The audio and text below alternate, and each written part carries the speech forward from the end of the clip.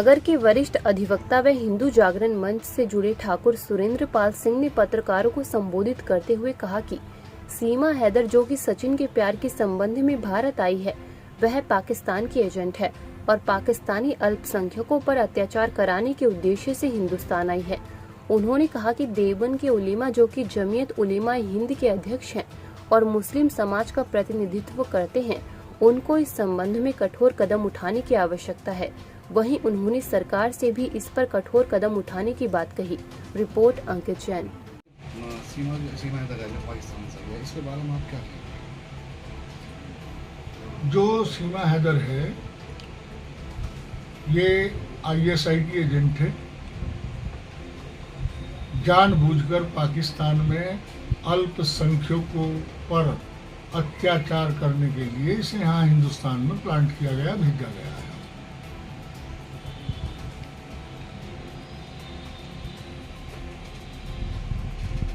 इसके यहाँ आने से वहाँ के जो उपद्रवी तत्व हैं, उन्हें मौका मिला कि वो वहाँ पे हिंदुओं के मंदिरों को, धर्म स्थलों को तोड़ फोड़ करने लगे और वहाँ के जो हिंदू परिवार हैं, उनकी बच्चियों को जबरदस्ती उठा कर ले गए और जबरदस्ती उन लोगों को वहाँ पे बंधक बना रखा है वहाँ के उपद्रवी तत्वों ने। वहाँ की सरकार कोई इस तरफ ध्यान नहीं दे रही।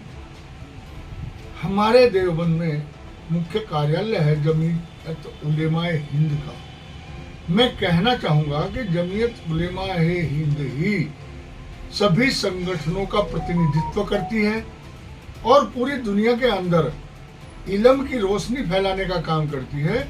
ये कैसा इल्म है कि जहां ये ज्यादा संख्या में हो, वहां अल्पसंख्यकों पर अत्याचार करें, उनके साथ जबरदस्ती बलात्कार करें, उनकी बेटियों को उठावें। ये कैसा इल्म है?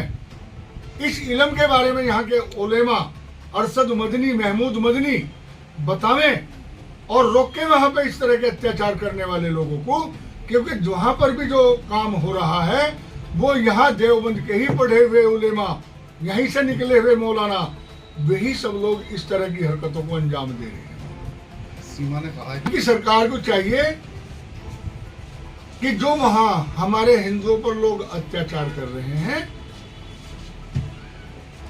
सीमा उस भावनाओं को समझे और अपने देश में जावे या बांग्लादेश में जावे या नेपाल में जावे, किसी भी देश में चली जावे, लेकिन हिंदुस्तान से तुरंत बाहर चली जावे।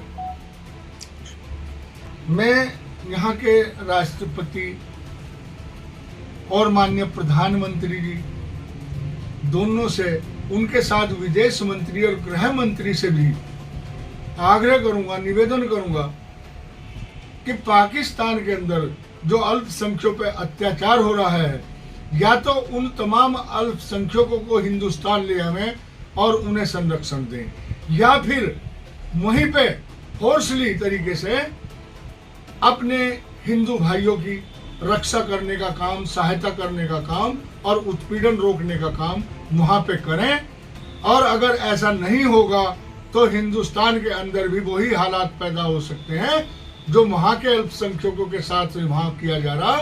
यहाँ के अल्पसंख्यकों के साथ अगर बहुसंख्यक वर्ग ऐसा बर्ताव करेगा, तब क्या हाल होगा और क्या स्थिति होगी, उसे ध्यान में रखते हुए वहाँ के हिंदुओं को संरक्षण दिया जावे, क्योंकि हिंदुस्तान के अलावा हिंदुओं की बात करने वाला कोई दूसरा देश नहीं है।